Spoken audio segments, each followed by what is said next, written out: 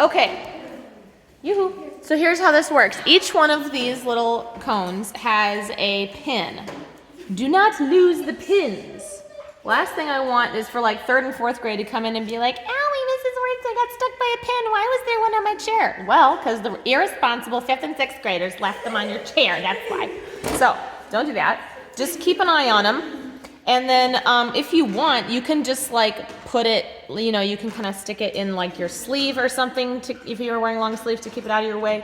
You could put it in your little white pencil bin if you don't want to keep it rolling off. Just make sure that when you're done with these, the pin goes back in. It's like a little cap, okay?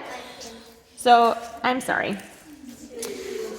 So now, what you're gonna do is you just use this and you can kind of experiment with this in your sketchbook if you want. But you can even, I'm not even touching the paper. I'm like sort of gently letting it just fall on my lines. That's how you make a nice even line. You can, like, I don't know, can you see how far away the tip of the cone is from the paper? It's like an inch away. You can use this to, like, you can scrape along. Now I'm scraping the tip of the cone against the paper, but it makes kind of a more jaggedy line.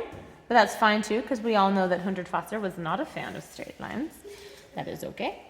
They do kind of become bumpy when they're dry. So basically, does that make sense to everybody? You're drawing with black glue. It's pretty straightforward.